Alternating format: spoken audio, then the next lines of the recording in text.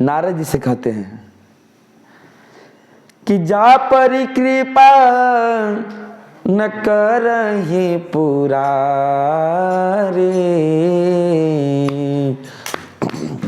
जा पर कृपा न करहि पुरारी, सो न पाव मुनि भगति हमारे, सो न पाव मुनि भगति हमारे, शिवद्रोही मम दास कहावा, सो नर सपने हूँ मोहि न भावा, सो नर सपने हूँ मोहि न भावा।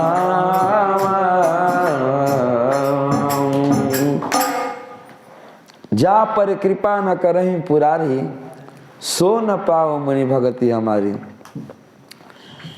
एक बार नारद जी को घमंड हो गया कि मैंने तो कामदेव को ही जीत लिया, मुझसे बड़ा भगवान का भक्त और कौन हो सकता है। तो शंकर जी से जाकर अपना प्रशंसा करने लगे। शंकर जी बोले कि आपके लिए कौन बहुत बड़ी बात है, जो भगवान का भक्त होता है भला उसका कामदेव क्या बिगाड़ सकते हैं।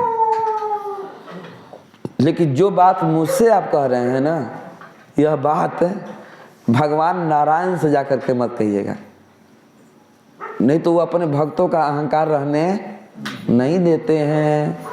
जहाँ होता अहंकार वहाँ से खिसक जाते मेरे भगवान।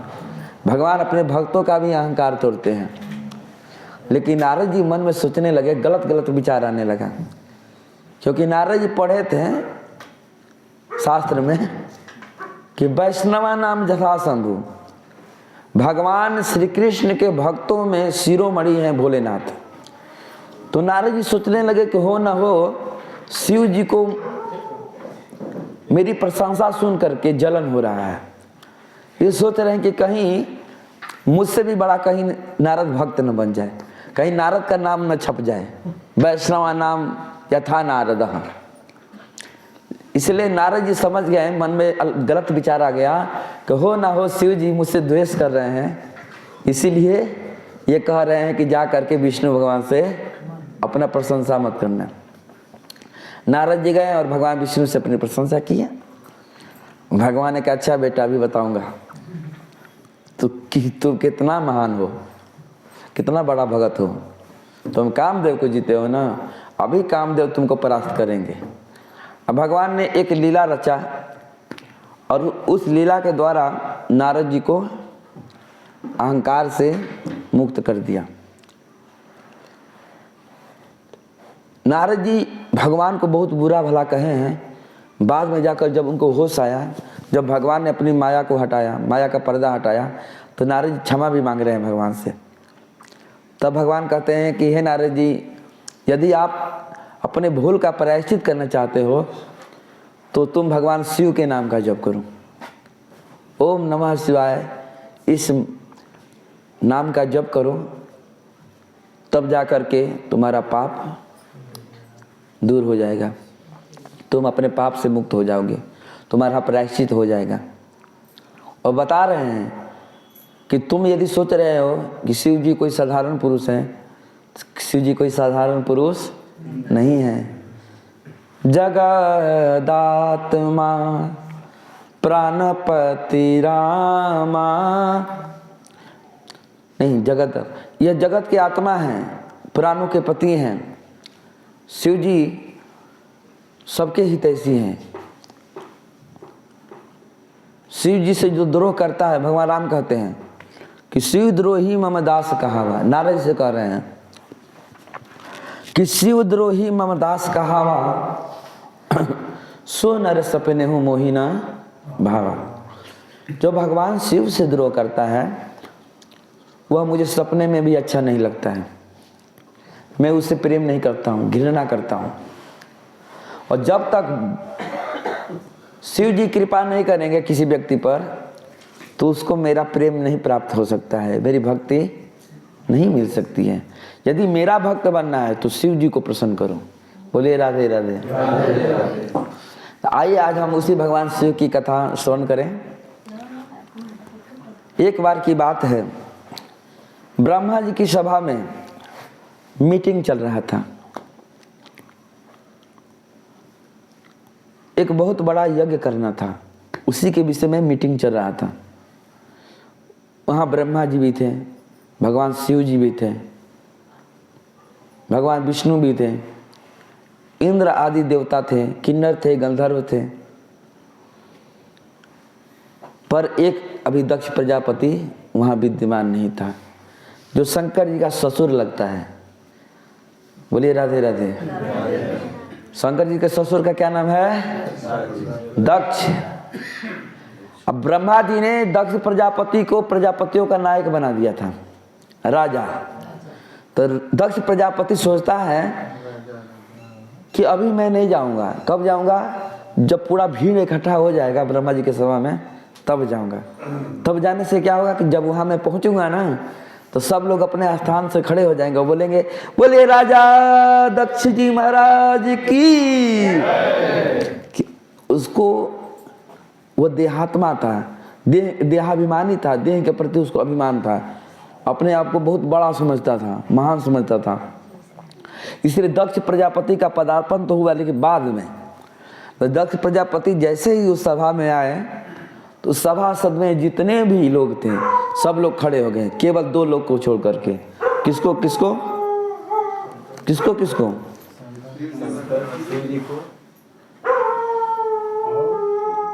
दो लोग को छोड़ करके, विरंची सर्वचा, शिव जी को और ब्रह्मा जी को छोड़ करके बाकी जितने भी लोग थे सब खड़े होकर के प्रजापति दक्ष का जय जय जय जय करने लगे।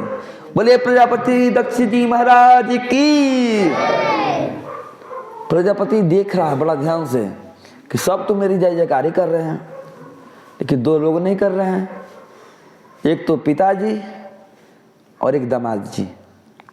चलो कोई बात नहीं है, पिताजी नहीं कर रहे हैं तो उनका तो मैं बेटा हूं, लेकिन दामाद को तो करना चाहिए था।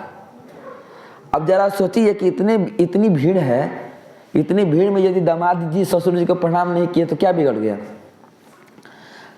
ससुर जी को सोचना चाहिए कि इतने भारी भीड़ में कौन ध्यान देता है कि कौन किसको प्रणाम किया, कौन किसको प्रणाम नहीं किया है। लेकिन इतना देहाभिमानी है, इतना अपने देह के प्रति उसको घमंड है, उसको थोड़ा भी शर्म नहीं था, एकदम बेलज्जा था, एकदम बेलज था। भरी सभा में खड़ा होकर के शिव जी को गाली देने लगा। देख नहीं रहे इस बंदर आखा को? बंदर जैसा मुंह लिया है, इसने मुझे प्रणाम नहीं किया। अरे कम से कम ठीक है, चरण स्पर्श नहीं किया, कम से कम वहीं से बैठ कर तो कह देना चाहिए था कि राम राम ससुर जी, इतना भी तो कहना चाहिए था ना। इतना भी नहीं बोला। इसने सत्पुरुषों के आचरण को मटिया मेट कर दिया है। बंदर जैसा इसका मुंह है, पूरा पागल है। ये सब मत जनप्रिय। जितने पागल लोग हैं ना, दुनिया के पागल लोग, वही जाकर के इसके ऊपर धातुरा चढ़ाते हैं और बिल्व पत्र चढ़ाते हैं और गंगा जल चढ़ाते हैं। ये भी पागल है और इसको पूजने वाला भी पागल है। ये सब मत जनप्रिय, सब पागल है। इसका पता नहीं किसने नाम रख दिया शिव। शिव का अर्थ होता है मंगल। ये मंगल थोड़े है। मंगल कैसे हो सकता है? चीता का भस्म अपने पूरे शरीर में लगाता है, हड्डियों का गहना पहनता है, नरमुंडों की माला पहनता है, बालों में कभी कंघी नहीं लगाता है, जटा में इसका बाल परिणत हो गया है, बावला है, पगला है, कुछ नहीं पहनता है, नंग धड़ंग घूमता रहता है, शमशान भूमि पर रहता है। बोलिए राधे राधे। उल्टा फुल्टा शिव जी के विषय में ससुर जी बोल रहे हैं। और शिव जी को पता भी नहीं चला कि कब ससुर जी कब क्यों गाली दे रहे हैं। शिव जी को कुछ भी मालूम नहीं है। क्यों नहीं मालूम है? क्योंकि शिव जी को थोड़ा भी अवकाश मिलता है तो अपने प्रभु के नाम का स्मरण करने लगते हैं। राम नाम जप करते ही क्या होता है कि उनकी समाधि लग जाती है। उस समय शिव जी राम नाम का जप कर रहे थे और राम नाम का जप करते करते उनका मन भगवान राम के चरणों में पहुंच गया था। इसलिए शिव जी को होश नहीं था, शिव जी को पता भी नहीं चला कि कब हमारे ससुर जी सभा में आए हैं। लेकिन बहुत जब जोर जोर से ससुर जी गाली देने लगे तो शिव जी की समाधि टूट गई। तो शिव जी अगल बगल पूछ रहे हैं क्या हो गया, क्या हो गया, जैसे लग रहा था कि जैसे सो कर जग रहे हैं, क्या हुआ। तो बगल वाले कह रहे हैं कि आपको पता नहीं है, आपके ससुर जी आपको बहुत देर से गाली दे रहे हैं। क्यों, क्या हो गया, आपने उनको प्रणाम नहीं किया ना। इसमें कौन बहुत बड़ी बात है, तब नहीं प्रणाम किया तो अब कर लेता हूँ प्रणाम। खड़े हो गए उदंड की भांति, राम राम ससुर जी। और ससुर जी को ऐसा लगा जैसे मुझे चिढ़ा रहा है। ससुर जी की क्रोध की पारा और बढ़ गई। बोला कि देख नहीं रहे कितना उदंड है, निर्लज है, इतने देर से बोल रहा था कुछ नहीं बोला और अब बोला तो कह रहा राम राम ससुर जी। अब इसको समझ में आया कि राम राम कहना चाहिए। तो बगल में नंदीश्वर जी आ गए थे, उस समय तो नहीं थे जब गाली दे रहा था, लेकिन बाद में आ गए नंदीश्वर जी। और जब गाली सुने तो नंदीश्वर जी बोल दिए भगवान शिव से कि यदि आपके सामने मुझे आपकी निंदा सुनी पड़े तो मेरे जीवन को धिक्कार है। अभी आप आदेश कीजिए, आपके ससुर का मैं गर्दन काट दूंगा, मर्डर कर दूंगा। शिव जी बोले नहीं नहीं, ऐसा करने की जरूरत नहीं है। क्यों, क्योंकि ये हमारे ससुर जी हैं, फादर इन लॉ। जब मेरा शादी हुआ था ना, बता रहे नंदीश्वर जी से, जब मैं दुल्हा बनकर के गया था ससुराल, तो साली लोग और सरहज लोग कोई गाली का गीत नहीं गाई थी। तो ससुर जी अपना शौक पूरा कर रहे हैं गाली दे दे करके। देखो गाली देने दो, कोई बात नहीं है। अब बहुत देर से दक्ष प्रजापति बुरा भला कह रहा है, लेकिन शंकर जी उसका जवाब नहीं दे रहे हैं। कबीरदास जी लिखते हैं कि आवत गारी एक है, पलटत होत अनेक, कहे कबीर मत पलटिए, वही एक किए। कोई आपको गाली दे रहा है ना, तो आप गाली मत दीजिए, क्योंकि यदि मैं आपको गाली दे रहा हूं फिर आप मुझे गाली देंगे तो कितना गाली हो गया, 2। फिर मैं आपको दूंगा, फिर आप मुझे देंगे तो 4। ऐसे ही गाली की संख्या बढ़ती जाएगी और बढ़ते बढ़ते क्या होगा, हाथापाई होने लगेगा। बोले राधे राधे। तो कबीरदास जी का कहना है कि कोई गाली देता है तो आप गाली मत दीजिए। गाली कोई शरीर में थोड़ा टच करता है, गाली जब हम स्वीकार करेंगे तब ना गाली मुझे लगेगा। तो गाली कोई देता है तो उसके बदले आप गाली मत दीजिए। शिव जी महापुरुष हैं, महात्मा हैं। खल के वचन सहहि गिरी, खल के वचन सहहि संत कैसे, बूंद आघात सहहि गिरी जैसे। खल के वचन को महापुरुष सज्जन पुरुष वैसे ही सह लेता है जैसे वर्षा के बूंद को गिरी मतलब पहाड़ सह लेता है। भला वर्षा के बूंद पहाड़ का क्या बिगाड़ पाएगा। वैसे ही खल दुष्टों का दुर्वचन सज्जनों के हृदय को क्या विदीर्ण कर पाएगा। शिव जी तो महापुरुष हैं, भगवान के भक्त हैं, उच्च कोटि के महात्मा हैं। शिव जी को गाली की कोई परवाह नहीं है। जब बहुत देर तक शिव जी ने ससुर जी के प्रश्न, ससुर जी के गाली का जवाब नहीं दिया तो ससुर जी को बुरा लग गया कि इतने देर से मैं बोल रहा हूँ, ये कुछ नहीं बोल रहा है, मेरा मजा ले रहा है, मुस्कुरा रहा है। अभी मैं बताता हूँ। हाथ में जल लिया और श्राप दे दिया। आज से मैं श्राप देता हूँ कि कोई भी यज्ञ में इस शिव को कोई स्थान प्राप्त नहीं होगा, जग का हिस्सा नहीं मिलेगा। शिव जी को श्राप लग गया। शिव जी को जब श्राप लगा तो शिव जी उसके बदले ससुर जी को श्राप नहीं दिए, क्योंकि शिव जी महापुरुष हैं। शिव जी क्या किए कि चुपचाप वहाँ से उठे और अपने कैलाश पर्वत को चले गए। लेकिन जब गए ना अपने घर को तो अपनी पत्नी सती से उन्होंने कुछ भी नहीं बताया कि क्या क्या घटना घटा है। यदि ससुर में दामाद में झगड़ा हो जाए ना तो दामाद को चाहिए कि अपनी पत्नी से जाकर कुछ न बताए, क्योंकि यदि जाकर कह देगा कि तुम्हारा पिता से झगड़ा हो गया है तो पत्नी नाराज हो जाएगी अब पतिदेव पर, क्योंकि जो पत्नियां होती है ना अपने पिता का ज़्यादा पक्ष लेती है। बोलिए राधे राधे। हाँ, भले बाप बदमाश हो लेकिन वो अपने माता पिताजी का ही पक्ष लेगी। इधर शिव जी ने कहा कि कुछ कहने से फायदा नहीं होने वाला है और झगड़ा बढ़ जाएगा पति पत्नी में। और इस ससुर और दमाद में झगड़ा हो रहा है, अब किस में लड़ाई होगा? पति पत्नी में।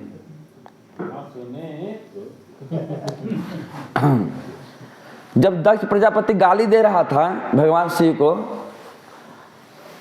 और कह रहा था कि मैं इस बंदर आँखा के साथ में, बंदर मुखा के साथ में अपनी भोली भाली मृग नयनी सती का विवाह नहीं करना चाहता था, तो भृगु ऋषि थे वहीं पर, बोले कि तब तुम उसके साथ क्यों विवाह कर दिए?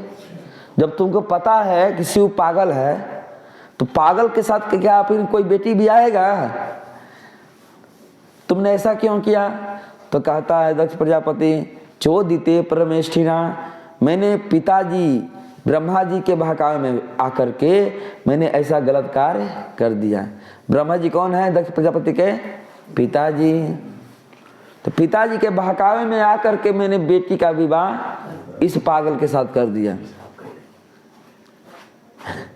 एक देहात में कहावत है कि जाति पूछे जमाईते, जाति पूछे जमाईते, करके सगाई जाति पूछे जमाईते, के बबुआ तू कौना जात के हवा? अरे जब अपनी बेटी का तुम ब्याह कर ही दिया और उसके बाद जाकर के पूछ रहा है तो तेरे से बड़ा मूर्ख और कौन हो सकता है? विवाह करने से पहले तो समझना चाहिए कि मैं अपनी बेटी का विवाह किसके साथ करने जा रहा हूँ, हैं? उसके जात का पता पहले लगा लेना चाहिए। पानी पियो छान के, अब बेटी करो पहचान के, पहचान करके पिया करना चाहिए। पहले समझ लेना चाहिए कि मैं कैसे कुल खानदान में अपनी बेटी का विवाह करने जा रहा हूँ। ऐसा नहीं कि विवाह करके उसके बाद पूछो कि बबुआ तू कौन जात के हवा, तो पंडित जी हवा कि बाबू साहब हवा कि बनिया हवा कि मोदी हवा कि जोगी हवा। बोलिए राधे राधे। कथा अच्छी लग रही है? नींद आ रही है ना? तो शिव जी गए और पत्नी से कुछ नहीं बताएं। बहुत दिन बीत गया, बहुत दिन बीत गया, कोई जग नहीं कर रहा है। क्यों कोई जग नहीं कर रहा है? क्यों? क्योंकि जिस जग में भगवान शिव को अंश न मिले, भला वैसा यज्ञ कौन करेगा? ऐसा यज्ञ करने का मतलब कि शिव जी नाराज हो जाएंगे, और शिव जी नाराज हो गए ना तो प्रलय हो जाएगा, क्योंकि प्रलय करने वाले कौन है? शिव जी। से कोई भी डर के मारे यज्ञ नहीं कर रहा है। तब प्रजापति दक्ष बोला कि मैं यज्ञ करूंगा, उसको सबक सिखाना है मुझे। शिव जी से इतना डर कर रहा था कि वो यज्ञ करने लगा है। कहाँ यज्ञ हो रहा है? हरिद्वार में। हरिद्वार में एक जगह है कनखल, कनखल नामक स्थान पर यज्ञ करना शुरू कर दिया। सबको निमंत्रण दिया, यहाँ तक कि ब्रह्मा जी को भी निमंत्रण दिया, भगवान विष्णु को निमंत्रण दिया, इंद्र आदि देवताओं को निमंत्रण दिया, गंधर्वों को, अप्सराओं को, किन्नरों को, जो भी था सबको निमंत्रण दिया। लेकिन अपने दामाद को और अपनी बेटी को निमंत्रण नहीं दिया। और भी दामाद थे और दामादों को तो दिया, लेकिन जो शिव जी थे वो छोटे दामाद थे। 16 कन्या थी दक्ष प्रजापति की। सबसे छोटी बेटी का नाम है सती और सबसे छोटा दामाद कौन है? शिव जी। अपने छोटे दामाद को निमंत्रण कार्ड नहीं भेजा। अब देवियाँ क्या कर रही हैं कि 16 श्रृंगारों से सुसज्जित होकर के अपने अपने पतियों के साथ विमान में बैठ करके हरिद्वार कनखल की तरफ आकाश मार्ग से प्रस्थान कर रही हैं, मंगल गीत गा रही हैं। सती जी देख रही हैं कि क्या हो रहा है, कहाँ जा रही हैं। जब पता लगा सती जी को सती जी को कि ये मेरे पिताजी के घर जा रही हैं, तो सती जी को बहुत बुरा लगा। भला किस बेटी को बुरा नहीं लगेगा? उसके पिता के यहाँ कोई कार्यक्रम हो रहा हो, प्रयोजन हो रहा हो, और उसका बाप अपनी बेटी को निमंत्रण न दे और किसी और की बेटी को निमंत्रण दे, तो क्या अपनी बेटी को बुरा नहीं लगेगा? सती जी को बड़ा दुख हुआ कि मेरे पिताजी यज्ञ कर रहे हैं और मुझे निमंत्रण नहीं भेजे। ये देवियाँ जिससे उनका कोई रिश्ता नहीं है उसको बुला रहे हैं, वो जा रही है सज धज करके, अब मैं उनकी अपनी बेटी हूँ, क्या मैं नहीं जाऊँगी? सती जी के आंखों में आंसू भर गया, उनके नेत्र सजल हो गए। फिर भूत भावन भगवान शिव जी के पास जाती हैं, उनका चरण पकड़ लेती हैं और कहती हैं कि हे भूत भावन, आपको पता है? शिव जी कहते हैं कि नहीं, मुझे तो कुछ नहीं पता है। नहीं पता तो होना चाहिए ना, क्या बताओ? आपके ससुर जी यज्ञ कर रहे हैं। ये नहीं बोल रही है कि मेरा बाप यज्ञ कर रहा है, क्या बोल रही हैं? आपके ससुर जी यज्ञ कर रहे हैं। वो भी बहुत चालाक है, वो समझ गई कुछ न कुछ तो मैटर है, क्योंकि मेरा बाप मेरे पति को देखना नहीं चाहता है, इतना पता था उनको। लेकिन ये नहीं पता था कि गाली गलौज हुआ है। तो कह रही है कि आपके ससुर जी यज्ञ कर रहे हैं, इसलिए कह रही हैं कि शिव जी प्रसन्न हो जाएंगे कि आज पहली बार इसने कहा कि मेरे ससुर जी। तो शिव जी बोले कि हाँ, तो बोलो क्या करें, तुम्हारे ससुर जी, हमारे ससुर यज्ञ कर रहे हैं। तो सती जी ने कहा कि मैं ये कहना चाहती हूँ कि हम लोग को भी वहाँ चलना चाहिए। तो शिव जी कहते हैं कि वहीं जाना चाहिए जहाँ लोग प्यार से बुलाते हैं। रे बिना बुलवले कतहु जाइल न जाला, बिना बुलवले कतहु जाइल न जाला। तो सती जी बता रही हैं कि कहीं कहीं जाना चाहिए, लेकिन सती जी का कहना है कि हो न हो मेरे पिताजी निमंत्रण कार्ड जरूर भेजे होंगे। शिव जी कह रहे हैं कि तुमको कैसे पता है कि तुम्हारे पिताजी मुझे निमंत्रण कार्ड भेजे हैं? तो सती जी कह रही हैं कि इसमें मेरे पिताजी की कोई गलती नहीं है, गलती तो आप ही की है। आप पता नहीं किस पहाड़ पर रहते हैं, झाड़ियों में रहते हैं, जंगलों में रहते हैं। अरे डाकिया तो आया होगा निमंत्रण कार्ड दे करके, लेकिन डाकिया रास्ता भूल गया होगा। अभी तेरा डाक की गड़बड़ी से काम हुआ होगा। ऐसा कभी कभी डाक की गड़बड़ी से हो जाता है, सही से पता नहीं मिलता है, एड्रेस नहीं मिलता है, तो वहाँ तक निमंत्रण कार्ड नहीं पहुँच पाता है। तो डाक की गड़बड़ी से निमंत्रण कार्ड नहीं आया। और पिताजी का पक्ष ले रही है सती जी, पर शिव जी कह रहे हैं, शिव जी आज तक नहीं बताए थे, आज पहली बार बता रहे हैं कि हे देवी, डाक की गड़बड़ी से नहीं, तुम्हारे बाप की दिमाग की गड़बड़ी से यहाँ तक निमंत्रण कार्ड नहीं आया है। सती जी तो एकदम नाराज हो गई, मेरे बाप को इस तरह से बोल रहे हैं। तो भगवान ने कहा, महादेव जी ने कहा कि इतनी लाल पीली क्यों हो रही हो? अरे तुम्हारे बाप में कमी है तो तुम्हारे बाप के विषय में मैं ऐसा बोलूँगा ही ना। तुम्हारे बाप के दिमाग की गड़बड़ी से हुआ है तो तुम्हारे बाप की ही ना दिमाग की बात करूँगा। तुम इतनी नाराज क्यों हो रही हो, लाल पीली क्यों हो रही हो? सती जी ने कहा कुछ भी हो मैं तो जाऊंगी। शिव जी ने कहा नहीं जाना चाहिए। क्यों नहीं जाना चाहिए? सती जी कह रही है कि अपने माता पिताजी के घर बिना बुलाए भी जाना चाहिए। शास्त्र कह रहा है कि बिना बुलौले कतहु जाइल ना जाला। तो आप इतना समझ लीजिए कि माता पिताजी के घर बिना बुलाए जाने में भी कोई शिकायत नहीं है।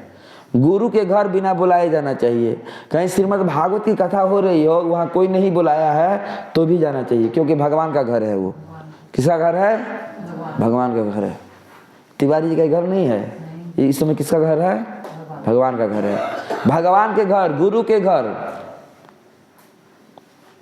और माता पिता के घर बिना बुलाए भी जाने में कोई अपराध, कोई पाप नहीं है। लेकिन शिव जी कह रहे हैं कि तब जाना चाहिए जब वहाँ जाने पर माता पिता, गुरु और भगवान प्रसन्न हो। ऐसा नहीं कि वहाँ गए और तुम्हारा ससुर घृणा भरी दृश्य से मुझे देखने लगे और कहने लगे कि इस उदंड को, इस हरामी को कहीं नहीं जगह मिला, इस पागल को तो फिर आ गया। तो मैं तो सह लूँगा, मुझे सहने का आदत है। उस समय भी तुम्हारा पिताजी गाली दिए थे तो सह लिया, और अभी भी सह लूँगा, लेकिन तुम नहीं सह पाओगी। कह रहे हैं कि यदि त्वम मत वचः अतिहाय तत्र वर्जिष्यसि, यदि तुम मेरे वचनों का उल्लंघन करके हे देवी जाओगी तो ततः भवत्याः भद्रम न भविष्यति, तो तुम्हारा भला नहीं होगा, तुम्हारा कल्याण नहीं होगा। क्यों? क्योंकि यदा संभावितस्य स्वजनात् पराभवः, जब